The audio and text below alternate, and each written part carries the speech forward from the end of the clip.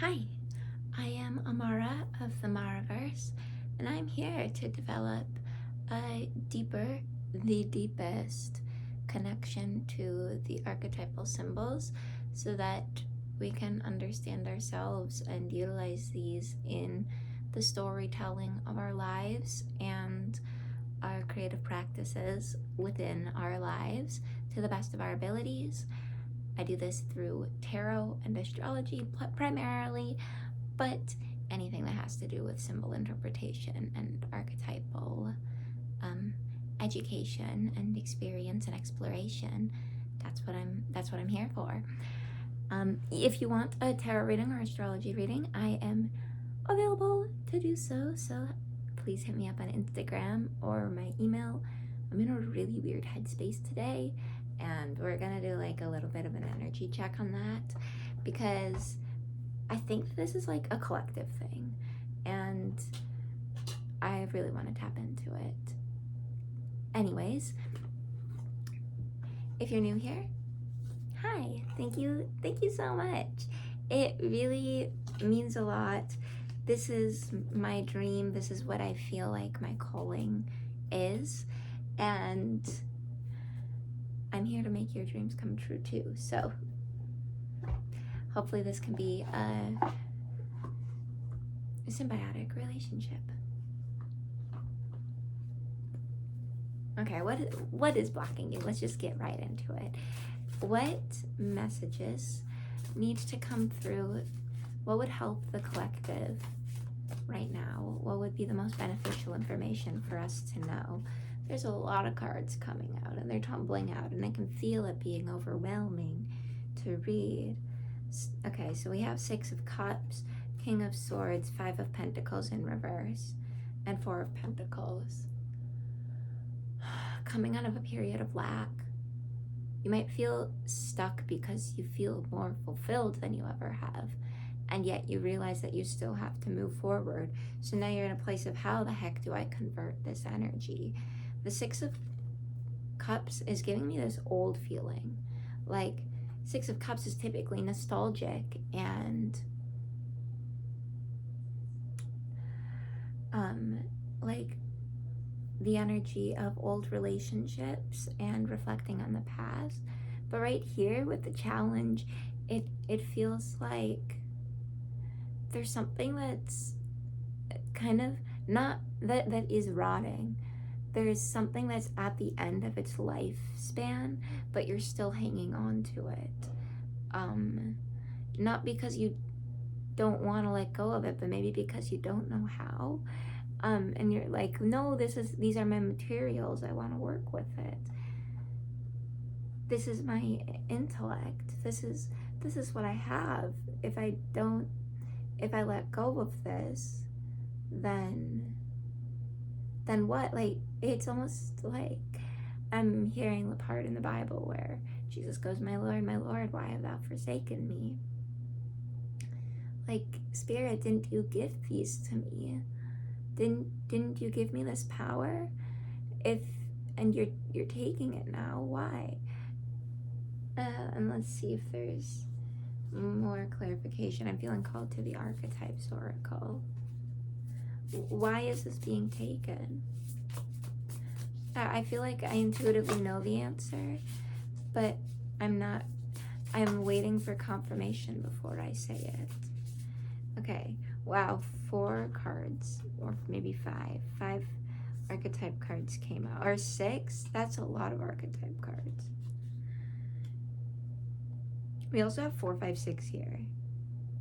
So those could be significant numbers. And it's like stepping up. Okay, so we have the offering. I'll show it to you. This reading has to do with generosity and abundance, those concepts, and scarcity and sacrifice. We'll get into those a little bit more later. We have the Queen, the Poet, of course, the Mask, okay, the River, and the Comic. All right, so these are very significant. Thank you. it's a lot to digest. And Spirit is saying you are ready to digest more than you used to be able to. This could be material. This could literally be food. Like if you are increasing, if your appetite is increasing, it's like your appetite is increasing and you're scared of taking enough to nourish that appetite, because you're like, but like, I can't burn it all. But Spirit is telling you can. And also sometimes it's not about burning it all in the way that you thought. Sometimes it's not about making it into something that can be utilized efficiently in the way that society taught you.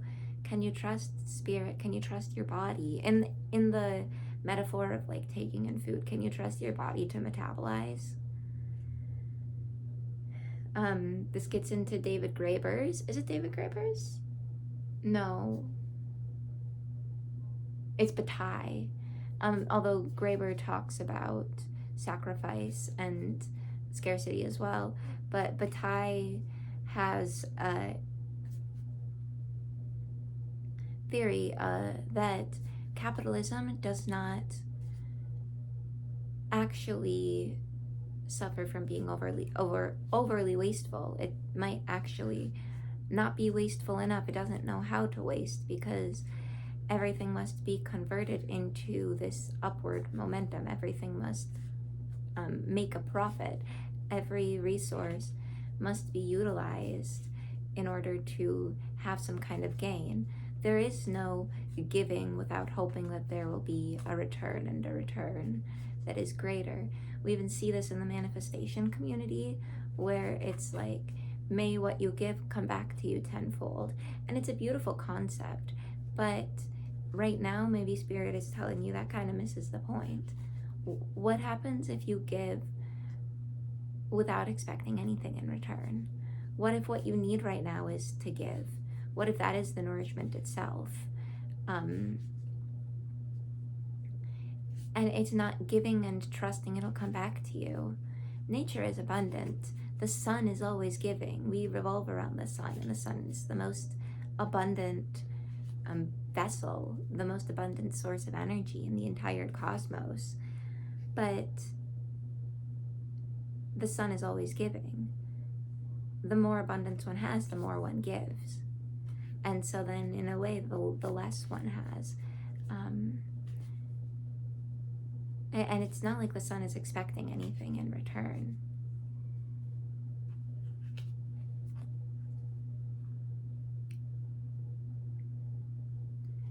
Okay, so it's weird. It's like you recognize you have abundance, but you're like, what to do with this abundance? Let go of it. Let go of it. There's also this old poem there's a song that used to be sung to me called The Magic Penny, that goes, love is something if you give it away, give it away, give it away. Love is something if you give it away, then you'll end up having more. For it's just like a magic penny, hold it tight and you won't have any. Lend it, spend it, and you'll have so many, they'll roll all over the floor. And so, again, this kind of suffers from, I think the message is good. The message, it like kind of communicates the feeling. However, it's not that when you spend it, it'll come back to you, because right now that's not what you're looking for. You're just looking to spend it, like you're clearing it out, not because it's trash, but because it doesn't serve you anymore. But there's other people that it can serve. You don't know, you don't have to know who or how or where, you just have to give it away. And so that's the offering. And that's also kind of the poet. Maybe you have a lot of words to say, but you also feel stuck. It's like you have so many words to say, they have a hard time moving through you. So it's like, let yourself bumble, let yourself ramble, let yourself be a little comedic. Which brings me to Charles Baudelaire, who wrote a piece on comedy and how, or on the comic, on laughter, and how laughter shows weakness. What was it? here.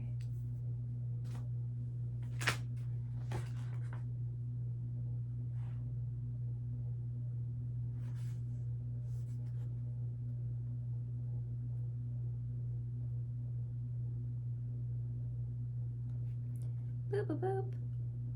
Thank you for your patience. Patience is also another thing here, that it's like finding that balance between patience and action.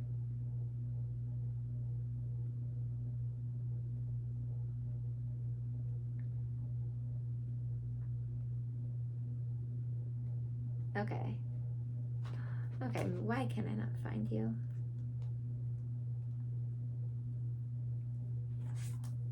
It's like, are you really stuck? Or are you just anxious that Spirit is holding you in one place for a longer time?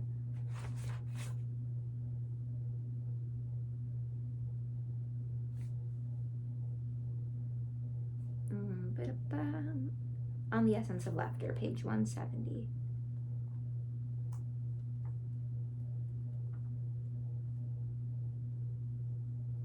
Okay.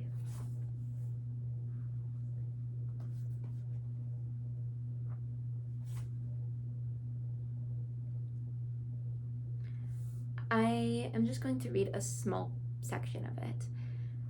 I wonder if the laughter of children, which people vainly use in opposing me, is very different, even as a physical expression, as a form, from the laughter of the man who watches a comedy, or looks at a cartoon, or from the terrible laughter of the Melmoth, the being fallen from his class, the individual placed between the extreme limits of land and men and the frontiers of a higher existence.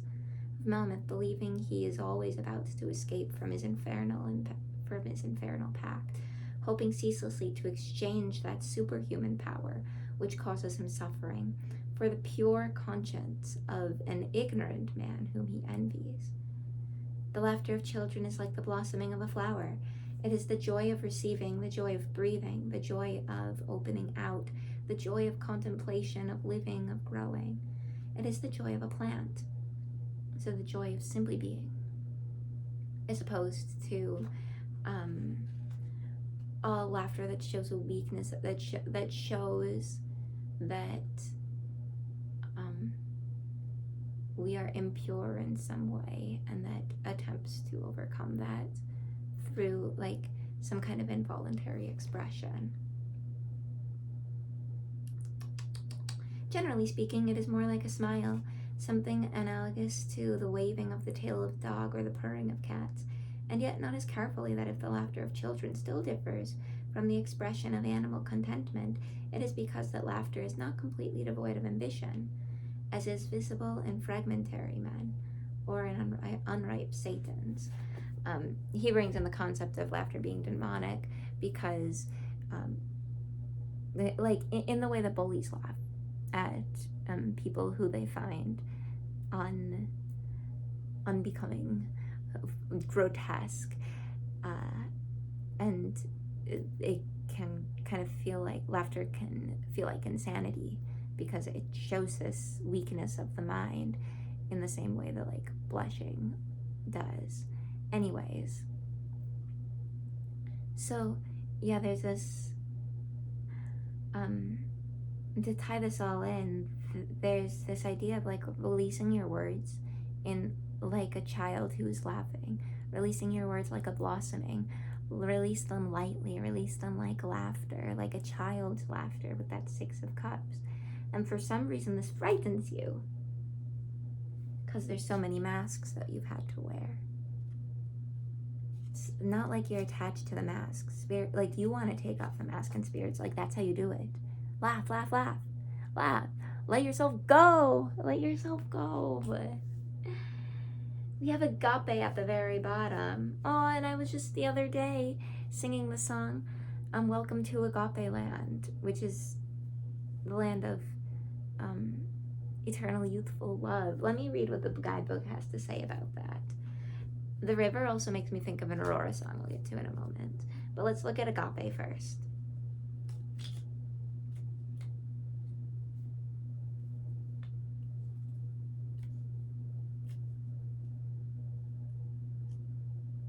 There's also a restricting that's happening here, and I want to get to that in a moment, so I'm calling it out, but okay, Eros Agape, here we go. This is devotion and unconditional love. What if instead of putting yourself at the center of your spiritual practice, you put God, goddess, or nature at the center, like we were talking about the sun? How would this change your approach? Okay, so let me pause there. What do you think, what is the most abundant thing to you? What to you is the most giving energy? And can you place that at the center of your practice? What is the essence of abundance to you? And doesn't have to be something for you to embody. It is something that something else embodies, an archetype of sorts. Is it the sun constantly giving its light? Is it Jupiter, great god of growth and expansion and the concept of abundance? Is it Venus, goddess of love? What is that concept to you? What is that energy that lights you up? And can you place that at the center? Okay. How would this change your approach? Such is the energy of agape. It is alive when we are in awe and wonder. What is the energy that elicits wonder from you? Our breath taken away by the sacred force that surrounds us and asks for nothing in return. This card can indicate a spiritual initiation that stretches your capacity to love and serve. You sense the earthly as the heavenly, and vice versa. Such an initiatory moment can appear in any form, and like a healing balm to the modern soul, its effects lasts a lifetime. The agape card may also suggest you reassess what you worship every day, consciously or unconsciously. What are you elevating? Where does the sacred ladder you climb ultimately lead to? So, here we are getting stuck in expectations. I had a figure in my life in passing recently say to me, you know, when you expect it, it doesn't come. And this small encounter really freed me. I was like, wait, it actually feels so heavy to expect things. Dreaming is great, but expecting things, and we know this, but sometimes we need a reminder. That's what music's for. That's what this is for. That's what, we're just making moments together. Thinking of Billy Joel's Vienna. Dream on, but don't imagine they'll all come true. When will you realize Vienna waits for you? You don't need to wait on it. What you are looking for is waiting for you. And in the meantime, how are you going to spend this time? Laugh, give, love, celebrate. What is it for you? What are you centering? Okay. The River. This is a song by Aurora that also has to do with the great release of emotion and expression. You can cry. I think it's drink from your eyes. Is that it? Do you miss the sadness when it's gone and you let the river run wild?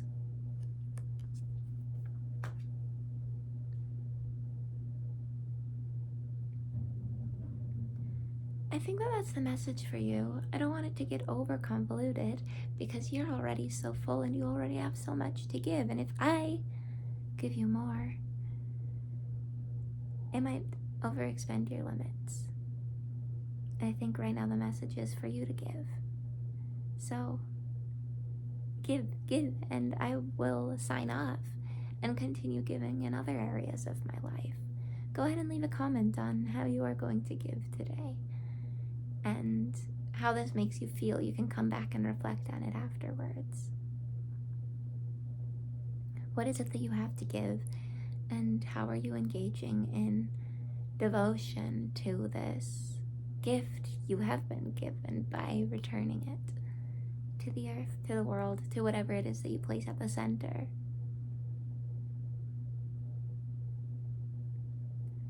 I love you lots. Take care.